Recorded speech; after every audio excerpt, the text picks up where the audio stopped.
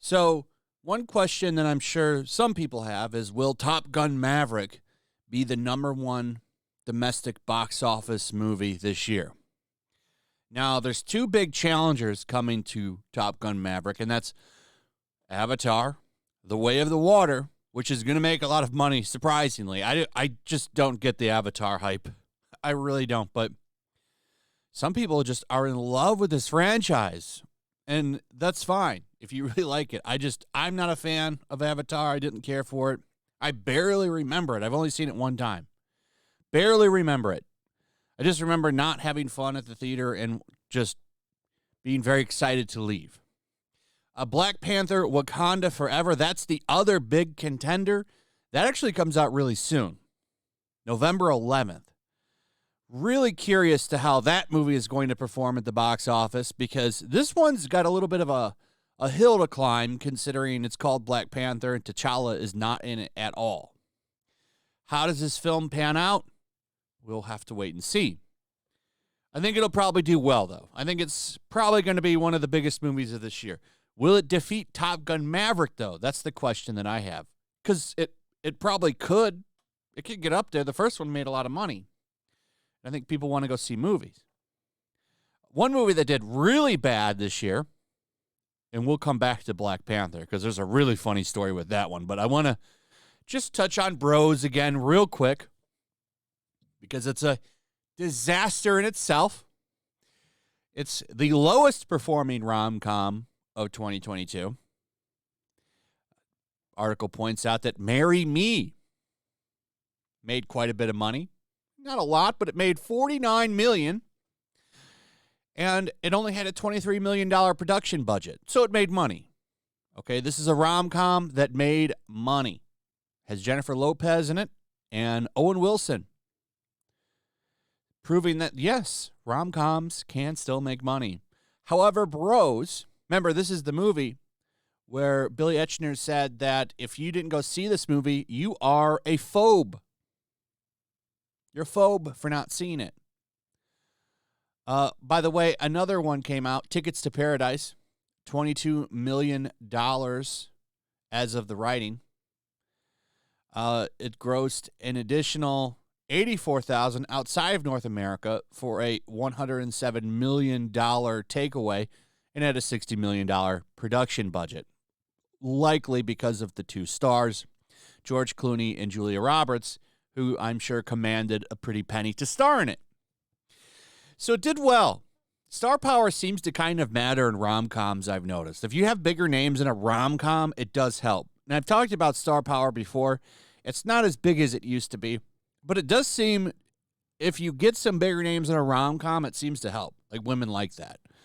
And don't get it twisted. Women are the main audiences for rom-com. Now, how did Bros do? Well, I'm glad that you're asking that, because Bros is a colossal failure.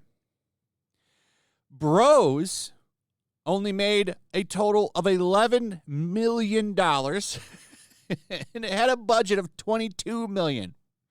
A $22 million movie. That's a safe budget. Made half of that. That's a failure. Big failure. So, always fun to talk about that. Wouldn't even talked about this movie if this guy hadn't called everybody phobes for not going to see it. America's just not ready for it. What a story, Mark. Now, let's go back to Black Panther Wakanda Forever.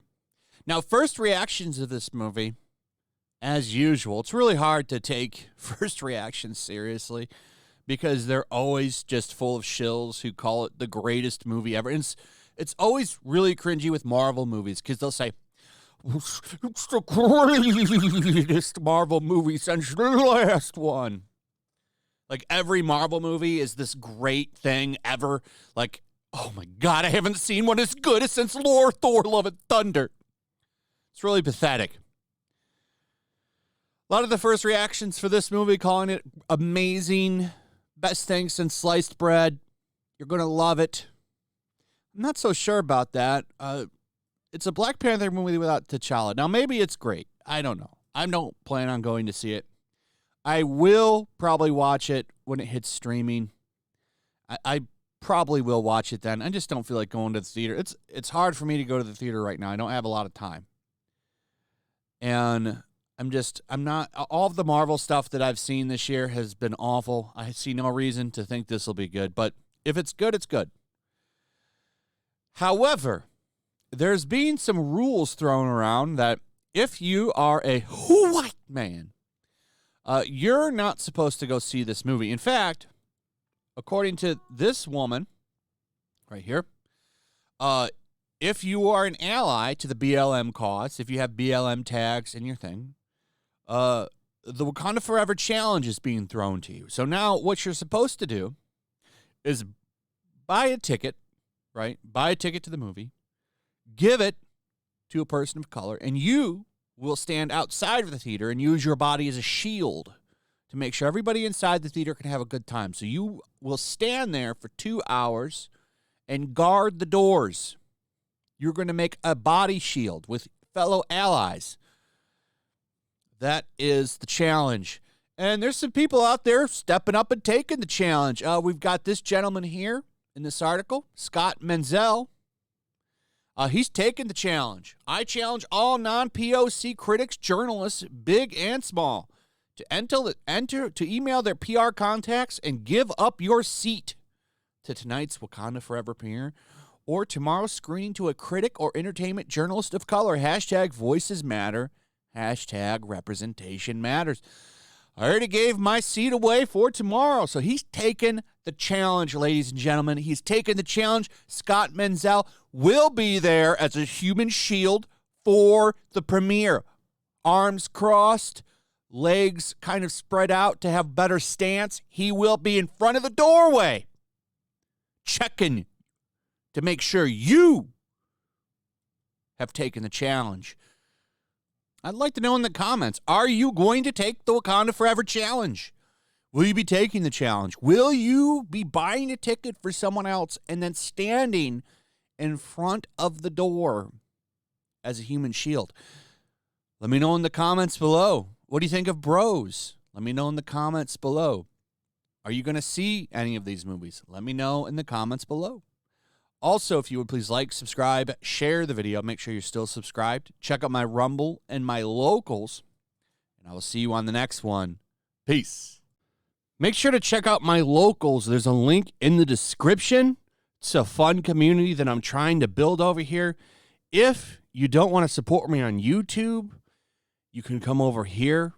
None of that money goes to YouTube.